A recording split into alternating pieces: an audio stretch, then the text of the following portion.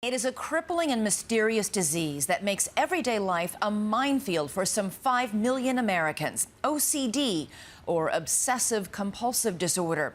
And one of those people is superstar comedian Howie Mandel. On stage, he makes millions of people laugh, but off stage, he can't shake hands with them, or touch a doorknob, or a glass, or even be with his own family at times. Here's David Muir. It's 7 o'clock in the morning, and Howie Mandel arrives at the set of Deal or No Deal. First trick of the day. Almost immediately, glimpses of the Howie Mandel that he's kept secret for most of his career. Handrails are my enemy. I never go near a handrail.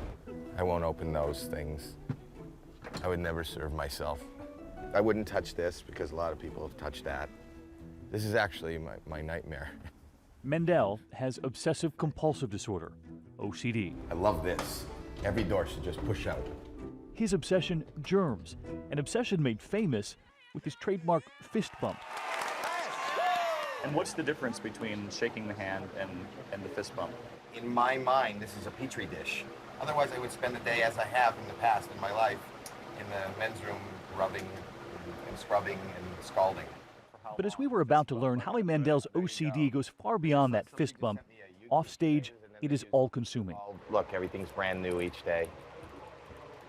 That's normally how a workstation looks. Look at my stuff.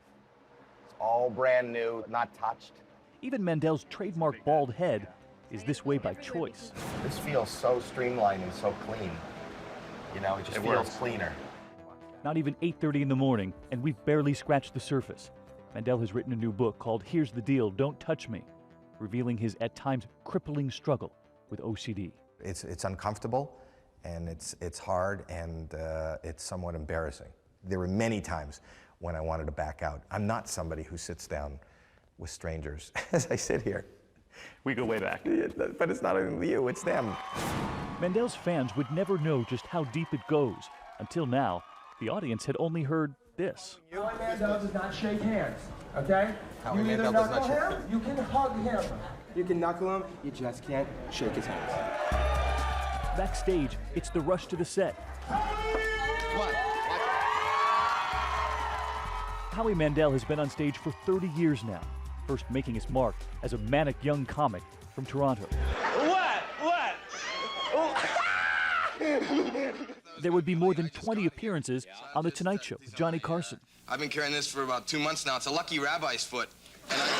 See, a lot of folks would think that's what would set off a panic attack, is sitting next to Johnny Carson, your idol. That's totally different than the fear that OCD injects into my life, which is terror. He would go on to star in the TV drama St. Elsewhere. That's Dr. Twerk to you.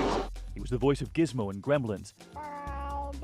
And Bobby in Bobby's World. I don't think you should plug that in. His daytime talk show.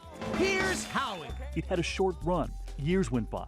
And then just as he considered bowing out of show business altogether, the phone call that he first considered an insult. Your wife called this one, though, right?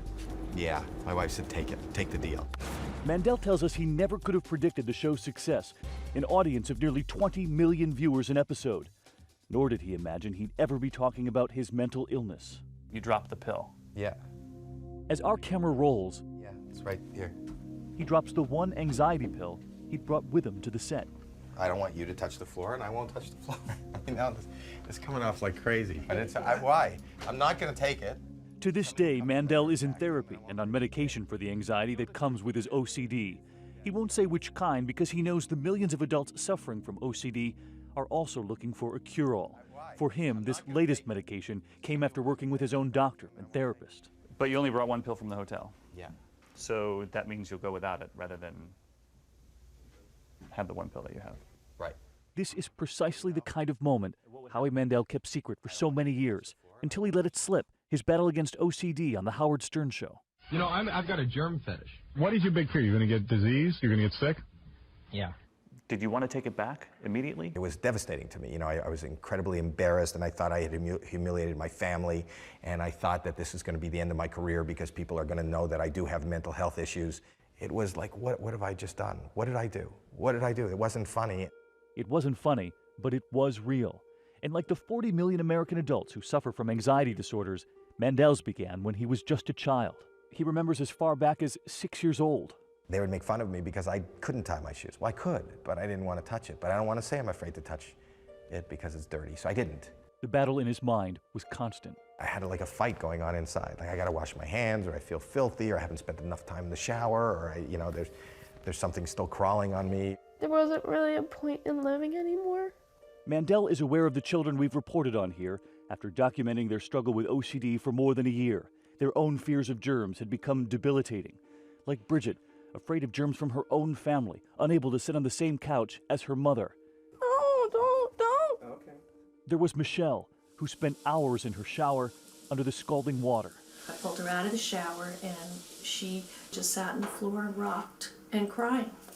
And there was Rocco, who begs his mother to reassure him every day that he won't get sick at school. Mom, you're not. Honey, I don't know what you're saying. I don't remember what I said about the day. You'll have a great day. Why do you do this? I said a couple things. Mandel sees himself in those children. He said he was an outcast in school, his humor out of bounds. Expelled from high school, he never finished. But he would find the stage a place for his comedy, and a young woman who found his brand of humor charming. 30 years later, she sits beside him as his wife, and both remember the title of his first featured act. Borderline psychotic. When you look back at that marquee, How did they know? Yeah, exactly. do you remember the first time you saw the rubber glove? Yes. I thought he was nuts. Like, but I thought it was hysterical. But even then, the rubber gloves were no joke, carrying them for more than his act. And you knew that at the time. We didn't know it was OCD then, but I did know that he took a lot of showers. He had certain rituals that he did, but I didn't know what it was. She also didn't know it would get worse. In describing what life is like, Mandel pointed us to the movie The Aviator. Remembering the portrayal of Howard Hughes, he said, there were striking similarities. At the end, he ends up naked in a room locked away, urinating into a bottle.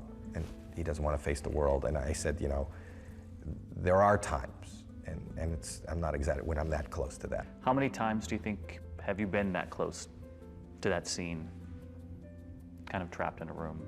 There's a couple times, moments in a month, when it's just hard, to go out or face anything.